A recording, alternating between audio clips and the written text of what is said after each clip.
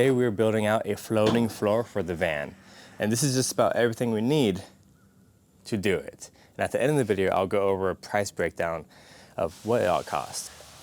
Oh yeah, and we're building it on a Ram 2500.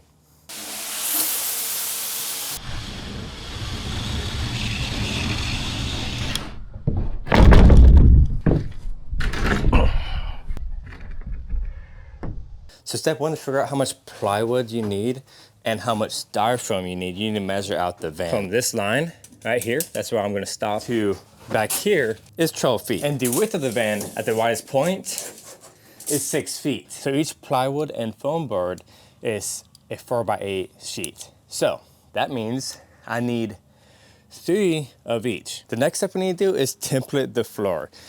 So luckily for me, the original van owner already did that. So I'm gonna double check to see if this is the dimensions I want.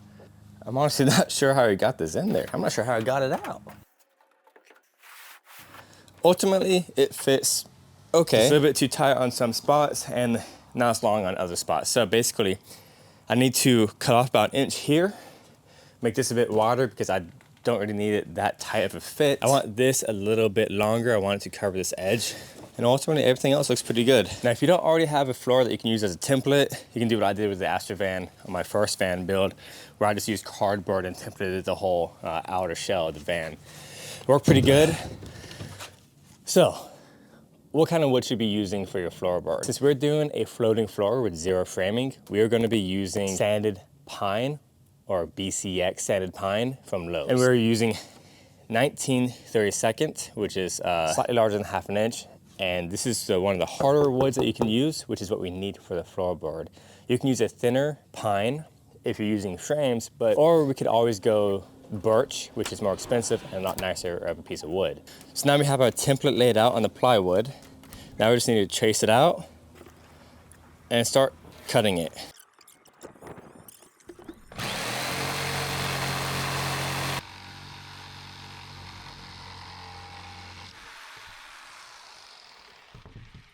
Plywood subfloor looks pretty dang good. Fits pretty tight. And all these gaps can be filled in later, and I'll show you how I'll do that later. Exactly what I'm going for. I'm very happy with this. All right, let's do it. And now we trace that out onto this poly rigid form. You go to Lowe's and get their DuPont rigid foam. However, for the same price, you can go to Home Depot and get this stuff. Has the same PSI rating, except it's just more environmentally friendly by like 90%. And you can see I can walk on it without denting it. And that's what the PSI rating means. The higher PSI rating, the more weight it can handle per square foot, which is why we don't need framing.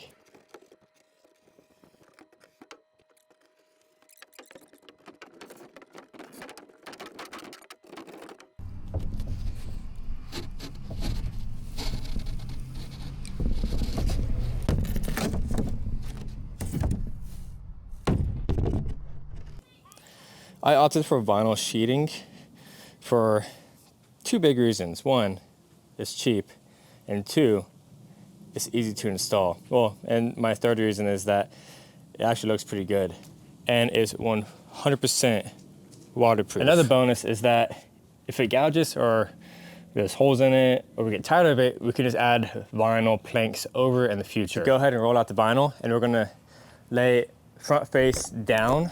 And then we're gonna do the same with the plywood and trace this out.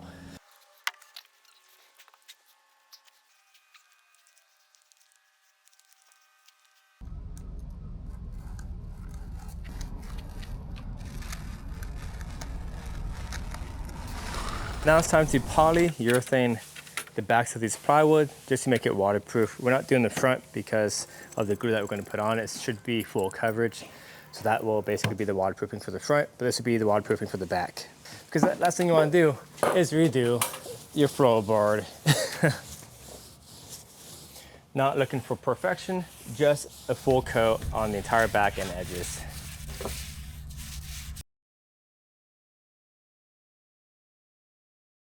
This is still drying, doesn't need much longer. Same with these boards. Vinyl's cut, poly's cut. Before I put the poly down, we need to kill mat the floor pan.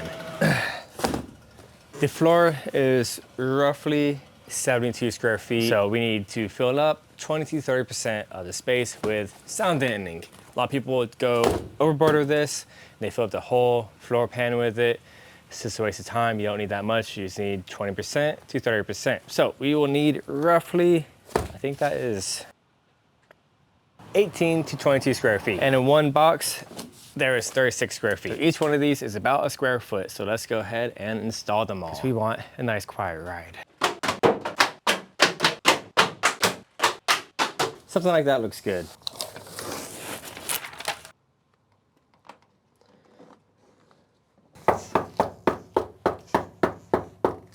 Okay.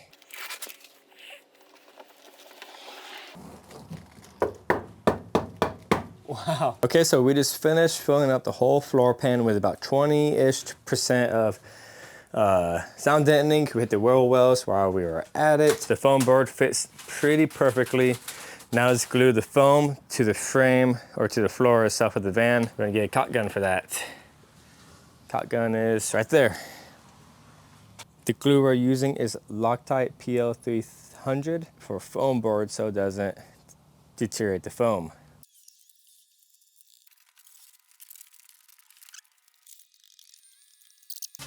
Severely underestimated how much glue we needed. So we probably need 2 or 3 more of these.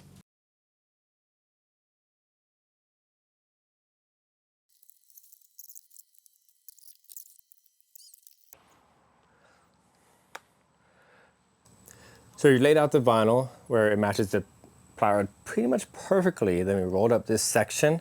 Now we're going to glue down this section and that section. So we're doing 2 sections at a time using Robert 6700. Here we go, this is the stuff.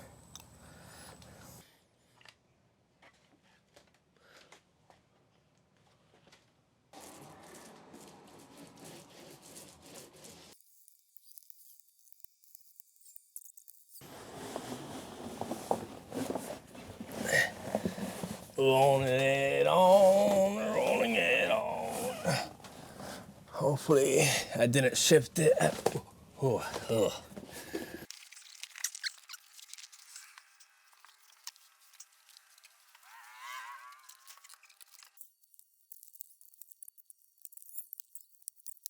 Every heavy item that I have is weighing down this floor. All the parts that's gonna fix this van, or fixing the van, and the batteries that are going to be part of the electrical system. 300 amp hours each, 2 of them. So let this weigh down for 24 hours, and then I'm going to use this stuff to fill in all the gaps.